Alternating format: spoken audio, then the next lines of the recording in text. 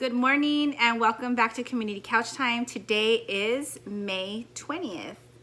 And today I kind of just wanted to share some things with you that over the years have been important for me. And honestly, these are stories that I've shared with people I care about, so I'm going to share with you.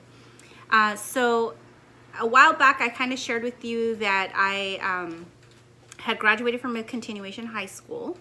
And there was a lot of things in my family that kind of led to me making some bad choices, my choices, not theirs. And so essentially, even though I took, before I went to continuation school, I had taken some honors classes or some AP classes, I never felt connected to anything that I had read before. I think that was kind of some part of the reason that I was lured out of the classroom, because I didn't feel anything really called my attention for me to stay in class.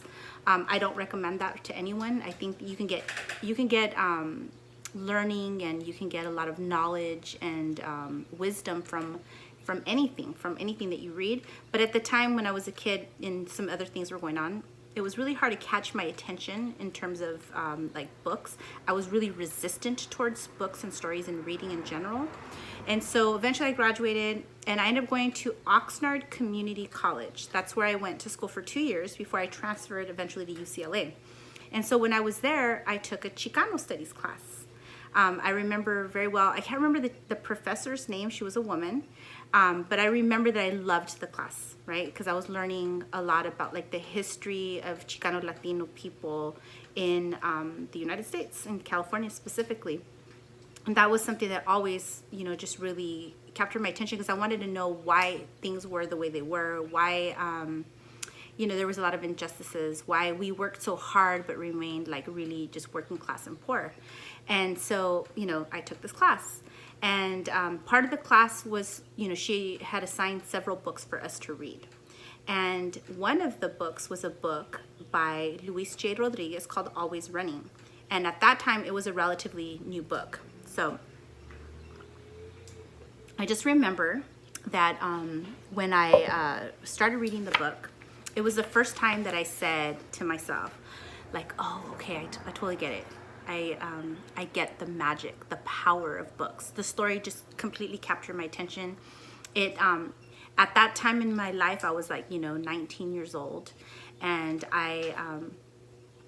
where I had lived and a lot of the things I had seen, a lot of things I'd seen with my family, my cousins, my friends in the neighborhood, was different, but similar to a lot of the things that Luis J. Rodriguez talks about in Always Running. And so I'm going to show you the book. I have it right here. And so after I read this book, it really inspired me to continue going to school, to learn more. I actually majored in Latin American Studies and Chicano Studies at UCLA. It really fueled my passion for reading and books. And as you know, like in my classroom, there's a ton of books. I have a ton of books here. Between my husband and I, we probably have like a whole Chicano Studies, Ethnic Studies library, theater library.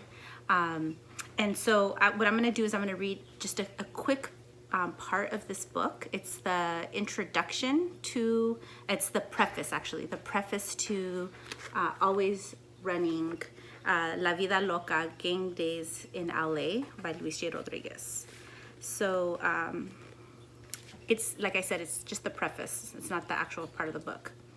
Criminality in this country is a class issue. Many of those warehoused in overcrowded prisons can be properly called criminals of want. Those who've been deprived of the basic necessities of life and therefore forced into so-called criminal acts to survive. Many of them just don't have the means to buy their justice. They are members of a social stratum which includes welfare mothers, housing project residents, immigrant families, the homeless, and the unemployed. This book is part of their story. Although the work begins with my family's trek from Mexico, Luis J. Rodriguez's, when I was a child, and touches on our early years in Watts, it primarily covers the period from ages 12 until 18, when I became active in La Lomas barrio. The work is not fiction, yet there are people I didn't want to hurt by having their names and stories made public. I've changed names and synthesized events and circumstances in keeping with the integrity of literary dramatic work, as an artist does in striving for that rare instance when, as a critic once said, something of beauty collides with something of truth. The more we know, the more we owe. This is a responsibility I take seriously. My hope in producing this work is that perhaps there's a thread to be found, a pattern or connection, a seed of apprehension herein, which can be of some use, no matter how slight, in helping to end the rising casualty count for the Ramiros of this world. Ramiro is his son. As more and more communities come under the death grip of what we called the crazy life. He wrote this in July of 1992. So there's a couple of reasons why I wanted to read this piece to you. One, he talks about how a lot of people that are in the criminal system are in the criminal system because they were trying to survive. So like he says, criminals of want, like just, needing to feed your family, needing to keep up with the quote unquote American dream. Many different reasons why people end up in the criminal system is, simply just like to survive, crimes of subsistence is what they call it. And so then when you kind of look at that, you can look at like, well, why is it that people work really hard, but yet still don't have enough? And so then that makes you look at a bigger picture. So I really appreciate that about this. So he talks about, the whole book is really about, gang days in Los Angeles and his experience with it. But he really looks at this bigger picture of like, well, why do gangs exist in the first place, right? And then the other thing that I really liked about this part of the preface and why I wanted to share it with you is because he says, the more we know, the more we owe. And so as a teacher, that makes a whole lot of sense to me.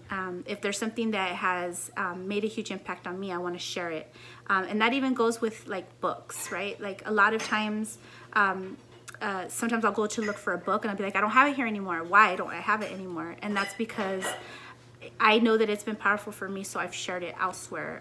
I've, given it to somebody else. And sometimes, I'll ask for it back. But sometimes I'll just forget who I gave it to. But then I have to just remember, at least that knowledge is living on past me. And so so today for your daily journal, I want to ask you, what is something that you have read? It can be, in the form of like in his case, it's a memoir. He's talking about his life. Or it can be any type of book and that you've read that has had a huge impact on you. And I want you to explain exactly why and how it made that impact. I don't want you to just tell me, I really like this book. I want to know exactly why. Okay, thank you. We'll see you tomorrow in La Quech.